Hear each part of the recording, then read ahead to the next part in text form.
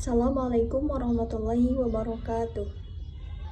Alhamdulillahirabbil alamin wa bihi nasta'in wa ala umuri dunya waddin wa ala alihi washabihi ajma'in amma ba'du. Pertama-tama marilah kita panjatkan puji dan syukur kehadirat Allah Subhanahu wa taala karena berkat rahmat dan hidayahnya lah kita semua dapat berkumpul pada perkuliahan kali ini walaupun dalam via online. Mudah-mudahan Allah berikan kesehatan dan juga kelancaran pada pertemuan kita kali ini. Amin ya Allah ya rabbal alamin. Tidak lupa yang kami hormati Bapak dosen pengampu mata kuliah bimbingan dan konseling, yaitu Bapak Dr. Haji Tarsono SAG MPD. Mudah-mudahan Allah beri kesehatan dan juga keberkahan kepada beliau. Perkenalkan, saya Indah Mutiara Sari yang akan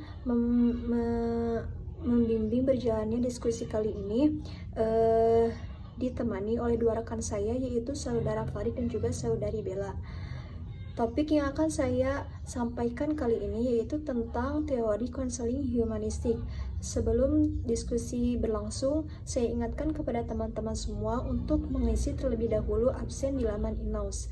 Apabila sudah, marilah kita mulai diskusi kali ini dengan membaca basmalah bersama-sama. Bismillahirrahmanirrahim. Diskusi kali ini saya mulai materi pertama yang akan disampaikan oleh saya sendiri.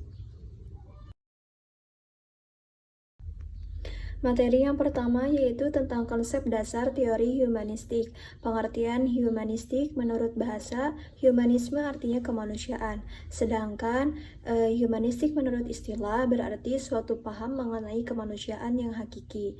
Jelasnya, humanistik adalah suatu gerakan atau aliran yang bertujuan untuk menempatkan manusia pada posisi kemanusiaan yang sebenarnya. Psikologi humanistik merupakan salah satu aliran dalam psikologi yang muncul pada tahun 1950-an dengan akar pemikiran dari kalangan eksistensialisme yang berkembang pada abad pertengahan. Salah satu tokoh teori humanistik yaitu Abraham Maslow yang dilahirkan dan dibesarkan di Brooklyn, New York pada tanggal 1 April 1908. Pada awal karirnya, Maslow melakukan observasi terhadap monyet. Ia melakukan pengamatan intensif terhadap perilaku monyet. Berdasarkan pengamatannya, didapatkan kesimpulan bahwa beberapa kebutuhan lebih diutamakan dibandingkan dengan kebutuhan yang lain. Berdasarkan pengalaman tersebut, Maslow membuat ide mengenai hierarki kebutuhan yang sangat terkenal. Menurutnya, terdapat 5 lapisan kebutuhan manusia, yaitu kebutuhan fisiologis, kebutuhan keselamatan dan keamanan, kebutuhan cinta dan memiliki, kebutuhan penghargaan, dan kebutuhan untuk mengaktualisasikan diri. Yang pertama yaitu kebutuhan fisiologis. Kebutuhan fisiologis adalah kebutuhan dasar manusia. Kebutuhan ini menyangkut kebutuhan akan oksigen, air, protein, garam, gula, kalsium, dan yang lainnya, termasuk juga kebutuhan untuk menjaga keseimbangan pH dan juga temperatur. Selain itu, terdapat juga kebutuhan untuk aktif, istirahat, tidur, untuk mengeluarkan limbah seperti oksigen, keringat, urin, dan juga kotoran. Yang kedua yaitu kebutuhan keselamatan dan kebutuhan keamanan. Ketika sebagian besar kebutuhan fisiologis sudah dipenuhi, kita akan menjadi makin tertarik untuk merasakan keadaan aman, stabil, serta terlindungi. Kebutuhan sekarang bukan lagi tentang lapar dan haus, tetapi kebutuhan untuk mendapatkan perlindungan dari ketakutan dan juga kecemasan. Dalam kehidupan sehari-hari, kebutuhan ini dapat dicontohkan seperti memiliki sebuah rumah. Yang ketiga yaitu kebutuhan memiliki cinta. Ketika kebutuhan fisiologis dan kebutuhan keamanan sebagian besar telah terpenuhi, maka kebutuhan yang ketiga akan mulai muncul. Kita mulai merasa perlu memiliki teman, kekasih, anak-anak, hubungan kasih sayang secara mendalam, dan juga ikatan sosial. Kita mulai merasa rentan terhadap kesepian dan juga kegelisahan sosial, seperti mendapatkan cinta dari keluarga, sebuah komunitas, suatu klub, ataupun sebuah karir. Yang keempat yaitu kebutuhan penghargaan. Pada tahap ini, kita mulai mencari sedikit harga diri. Maslow mencatat dua versi mengenai kebutuhan penghargaan, yaitu kebutuhan yang lebih rendah dan yang lebih tinggi. Kebutuhan yang rendah adalah kebutuhan untuk menghormati orang lain, kebutuhan akan status, ketenaran, kemuliaan, pengakuan, perhatian, reputasi, apresiasi, martabat, bahkan dominasi. Kebutuhan yang tinggi adalah kebutuhan akan harga diri, termasuk perasaan seperti keyakinan, kompetensi, prestasi, penguasaan, kemandirian, dan juga kebebasan. Yang kelima yaitu kebutuhan aktualisasi diri. Kebutuhan ini berbeda dengan 4 kebutuhan sebelumnya. Kebutuhan aktualisasi diri adalah kebutuhan yang tidak melibatkan keseimbangan atau homeostatis, tetapi melibatkan keinginan yang terus-menerus untuk memenuhi potensi untuk menjadi semua yang kita bisa. Orang-orang yang mencapai aktualisasi diri memiliki cara yang berbeda dalam berhubungan dengan orang lain. Mereka menikmati kesendirian dan juga merasa nyaman dengan kesendiriannya. Mereka juga menikmati hubungan pribadi dengan beberapa teman dekat dan juga anggota keluarganya secara mendalam. Dilanjutkan materi kedua yang akan disampaikan oleh Saudari Bella. Kepada Saudari Bella, saya persilahkan. Baik, bismillahirrahmanirrahim. Terima kasih kepada moderator yang telah memberikan saya waktu untuk memaparkan materi selanjutnya. Yaitu materi selanjutnya itu mengenai hakikat manusia menurut teori humanistik. Menurut Carl Rogers, hakikat manusia humanistik adalah manusia yang memiliki kemampuan membimbing, mengatur, dan mengendalikan dirinya sendiri. Secara lebih lengkapnya, Rogers juga mengungkapkan tentang hakikat manusia itu. Yang pertama, manusia itu cenderung melakukan aktualisasi diri. Maka dapat dipahami bahwa organisme akan mengaktualisasikan kemampuannya dan memiliki kemampuan untuk mengarahkan dirinya sendiri. Yang kedua, perilaku manusia pada dasarnya itu sesuai dengan persepsinya. Jadi manusia itu akan bertindak sebagaimana persepsinya dan akan mereaksi suatu hal itu sebagaimana persepsinya juga. Yang ketiga, manusia pada dasarnya bermartabat dan berharga, dan dia memiliki nilai yang dijunjung tinggi sebagai hal yang baik untuk dirinya. Jadi, manusia itu adalah manusia yang memiliki nilai gitu ya, memiliki kepribadian tersendiri gitu. Yang keempat, secara mendasar manusia itu manusia baik dan pasti dapat dipercaya, konstruktif dan tidak merusak dirinya. Nah, pada dasarnya itu kan manusia itu ingin selalu hal-hal yang terbaik gitu yang datang pada dirinya. Tidak hal-hal yang buruk, karena yang buruk itu cenderung merusak gitu ya. Jadi makanya manusia itu selalu ingin menjadi yang terbaik dan mendapatkan yang terbaik. Manusia adalah orang yang mengalami, menghayati, dan pada dasarnya aktif, serta memiliki tujuan dan harga diri. Oleh karena itu, walaupun dalam penelitian boleh saja dilakukan analisis rinci mengenai bagian-bagian dari jiwa manusia, selain itu manusia juga harus dipandang dengan penghargaan yang tinggi terhadap harga dirinya, perkembangan pribadinya, perbedaan individualnya dari sudut pandang kemanusiaannya. Nah, dalam mengembangkan teori psikolog humanistik ini, sangat memperhatikan tentang dimensi manusia dalam berhubungan dengan lingkungannya secara manusiawi dengan menitikberatkan pada keberhasilan individu untuk mengungkapkan pendapatnya dan menentukan pilihannya. Nilai-nilai tanggung jawab personal, otonomi tujuan, dan pemaknaan. Dan asumsi dasar aliran ini membedakan dengan aliran-aliran yang lain. Perhatikan pada makna kehidupan, bahwa manusia itu bukan hanya sekedar pelaku gitu, tetapi juga pencari makna kehidupan.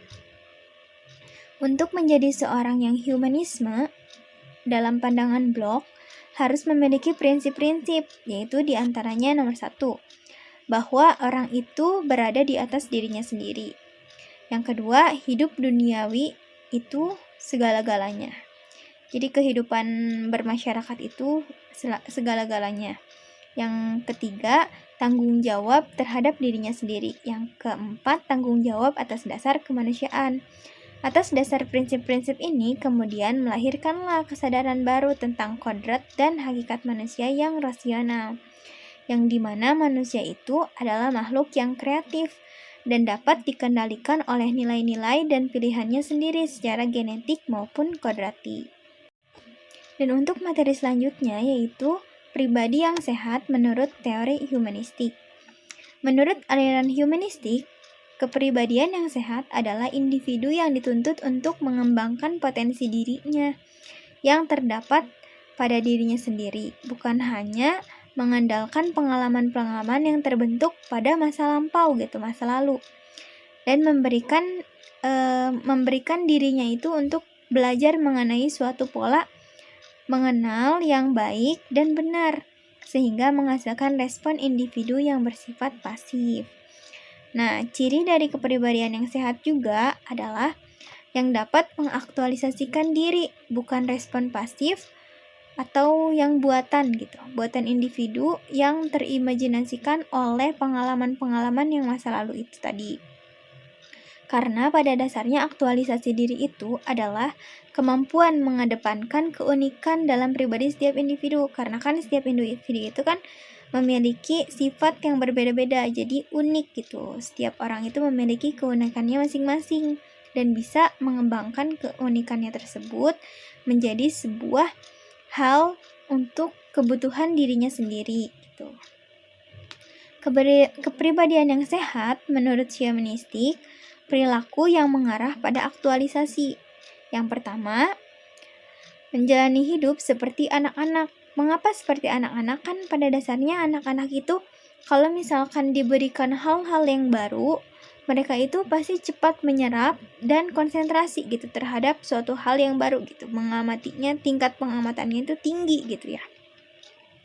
Yang kedua, mencoba hal-hal yang baru ketimbang bertahan pada cara-cara yang aman dan tidak berbahaya. Jadi, walaupun misalkan kita mencoba hal-hal yang baru, kita juga pasti kan harus siap dengan resiko-resiko yang akan dijalani. Nah, orang-orang yang memiliki kepribadian humanistik itu ya orang-orang yang berani mencoba hal-hal yang baru. Yang ketiga, lebih memperhatikan perasaan diri dalam mengevaluasi pengalaman ketimbang suara tradisi, otoritas, dan mayoritas yang telah ada gitu. Jadi lebih mengepentingkan evaluasi dari apa yang dirasakan oleh dirinya sendiri gitu dibanding dengan hal-hal yang udah ada gitu.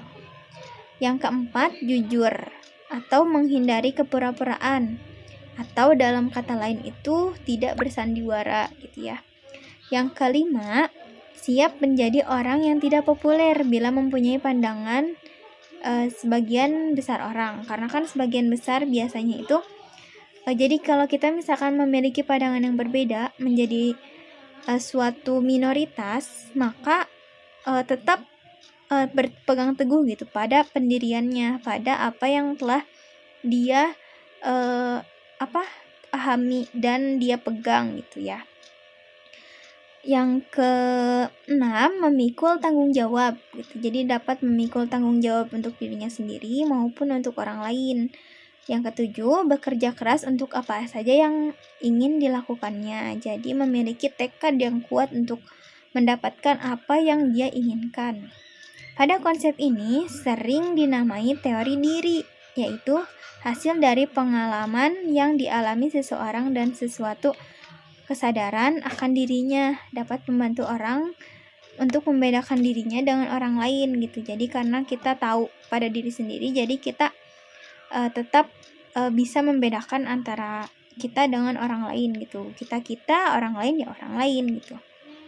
Jika memiliki pandangan yang berbeda, maka ya kita tetap pada pendirian kita. Nah, dari ungkapan tersebut, untuk menciptakan pribadi yang sehat, seorang itu pasti membutuhkan perhatian yang positif, kasih sayang, respek, dan penerimaan terhadap dirinya gitu dari lingkungannya ataupun manusia-manusia yang lainnya gitu, orang-orang. Itu saja yang dapat saya sampaikan. Mohon maaf bila ada kesalahan. Saya kembalikan lagi kepada moderator.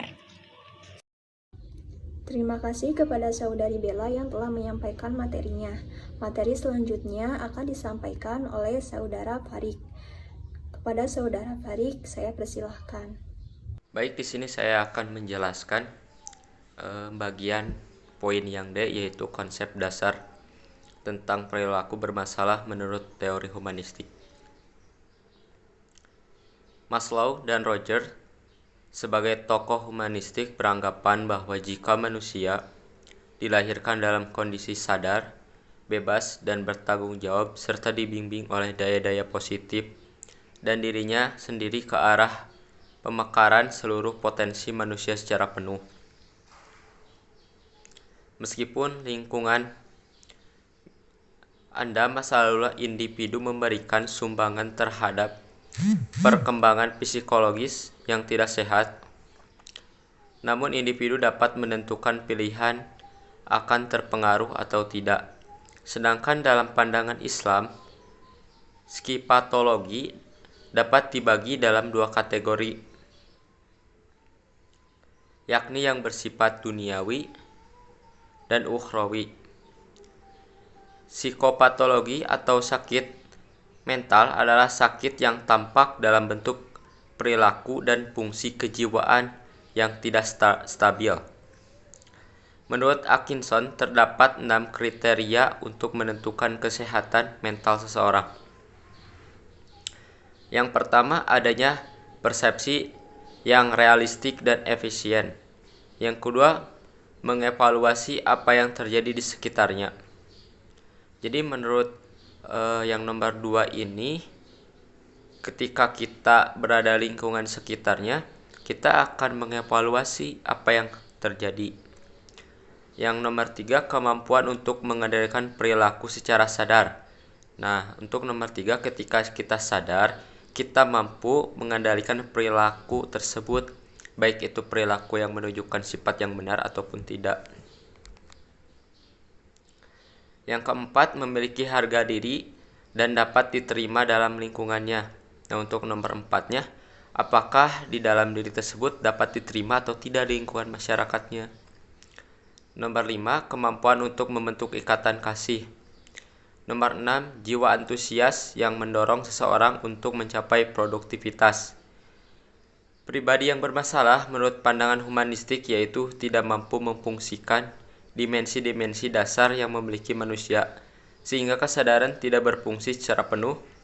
Di antaranya inkongruen, negatif, tidak dapat dipercaya, tidak dapat memahami diri sendiri, bermusuhan, dan kurang produktif. Jadi dalam diri tersebut harus memahami diri sendirilah, terus jangan bermusuhan dan harus produktif. Ciri-ciri pribadi tidak sehat menurut Abraham Maslow. Yang pertama, menolak realitas secara tepat. Kepribadian yang tidak sehat mengamati dunia menurut ukuran-ukuran subjektif mereka sendiri, memaksa dunia untuk mencocokkannya dengannya, bentuk ketakutan-ketakutan, kebutuhan-kebutuhan, dan nilai-nilai. Nomor 2, menolak diri dan orang lain. Orang-orang neurotis dilumpuhkan oleh perasaan malu atau perasaan salah atas kelemahan-kelemahan dan kekurangan-kekurangan mereka. Dengan begitu dihantui sehingga mereka mengalihkan waktu dan energi dari hal-hal yang lebih konstruktif. Jadi pada yang nomor 2 ini tuh kita diharuskan tidak insecure lah. Jadi jangan selalu mempersalahkan diri dan juga tidak boleh malu, harus percaya diri. Yang nomor 3, memiliki rasa humor yang rendah. Apa maksudnya memiliki humor yang rendah? Artinya boleh saja gitu humor, tapi kita juga harus serius dalam hal apapun juga, sehingga tidak mengganggu antara humor dengan keseriusan.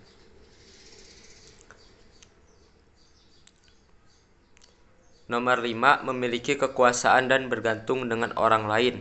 Orang-orang neurotis biasanya sangat emosional, bergantung pada orang-orang lain, bentuk kepuasan di mana mereka tidak mampu menghasilkan untuk diri mereka sendiri.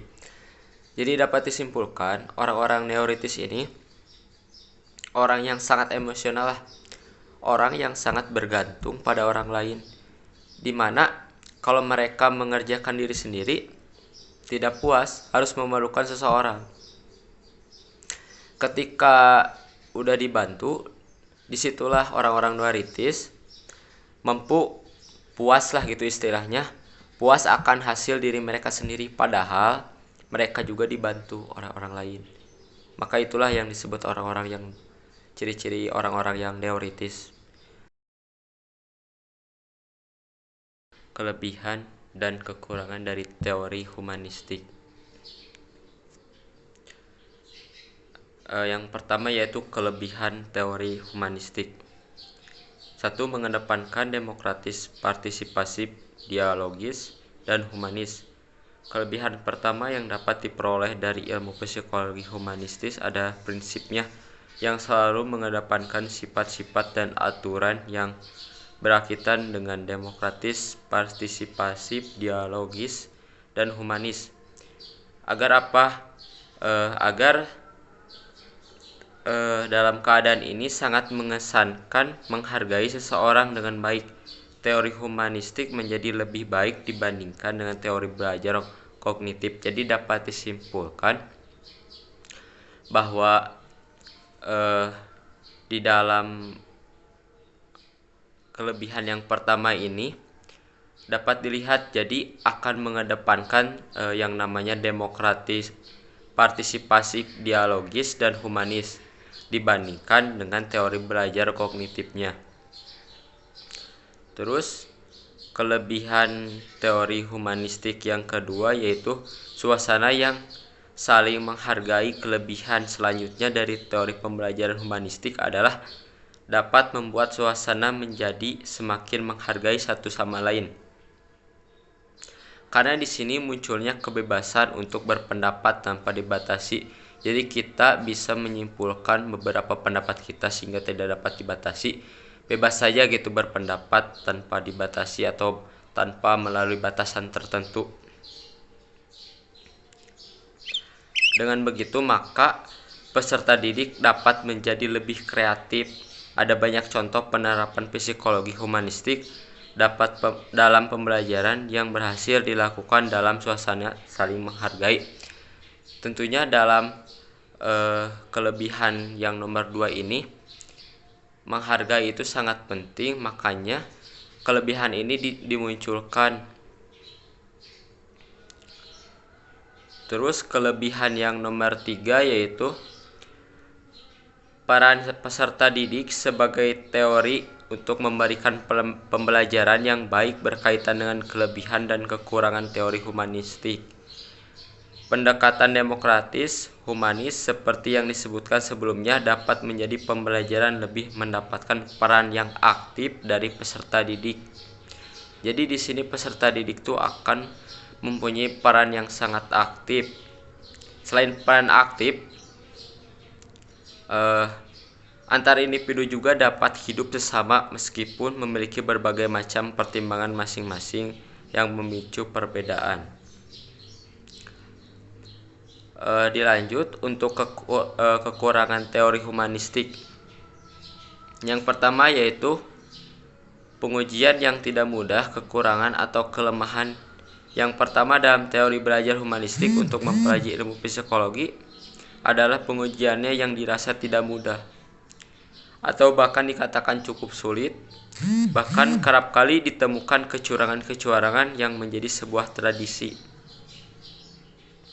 Jadi dapat disimpulkan bahwa dari kekurangan teori humanistik yang nomor pertama ini bisa dikaitkan cukup sulit atau tidak mudah lah. Karena apa? Karena di situ terdapat di dalamnya kecurangan-kecurangan tertentu yang dilibatkan dari teori humanistik ini. Dilanjut untuk kekurangan yang nomor 2 yaitu beberapa konsepnya masih buram dan subjektif. Hal lainnya yang juga menjadi salah satu kekurangan dari teori humanistik dalam pembelajaran ilmu psikologis adalah adanya beberapa konsep yang masih dikatakan buram karena guru tidak dapat memberikan informasi yang jelas. Konsep yang masih buram tersebut dapat menjadi penghambat pembelajaran. Nah, di sini guru juga akan mengalami kekurangan dalam masalah teori humanistik, sehingga di dalam kekurangan itu akan menyebabkan para peserta didik akan kesusahan dalam melakukan proses pembelajaran. Dilanjut untuk kekurangan yang nomor 3, yaitu kreativitas yang sering disalahgunakan. Kelemahan lain dari teori humanistik atau kreativitas yang semakin bebas tanpa batas kerap kali sering disalahgunakan untuk tujuan yang tidak sesuai dengan arah pendidikan. Kondisi ini terjadi ketika ada individu yang tidak bertanggung jawab di tengah kelompok. Nah, bisa disimpulkan juga bahwa tidak semua yang bebas itu akan menjadi hal yang positif. Ada juga hal yang negatifnya. Misalkan ketika kita berpendapat, kita seringkali salah menggunakan artian bebas itu, sehingga kita salah ucap juga, sehingga kita melampaui batas Makanya di sini ada juga di tengah-tengah kelompok individu atau anggota kelompoknya tidak bertanggung jawab juga. Semua materi telah kami sampaikan. Kesimpulannya, teori humanistik merupakan konsep belajar yang lebih melihat pada isi kepribadian manusia, berfokus pada potensi manusia untuk mencari dan menemukan kemampuan yang mereka punya dan mengembangkan kemampuan tersebut. Salah satu tokoh humanistik yaitu Carl Rogers mengatakan bahwa hakikat manusia yaitu memiliki kemampuan membimbing, mengatur, dan juga mengendalikan dirinya sendiri. Aliran humanistik memandang kepribadian yang sehat adalah individu dituntut untuk mengembangkan potensi yang terdapat dalam dirinya sendiri. Alhamdulillahirabbil alamin, diskusi kali ini telah selesai. Terima kasih atas perhatiannya. Mohon maaf atas segala kesalahannya. Mudah-mudahan materi yang kami sampaikan dapat menambah wawasan dan juga ilmu yang bermanfaat bagi kalian semua. Sekali lagi terima kasih. Wassalamualaikum warahmatullahi wabarakatuh.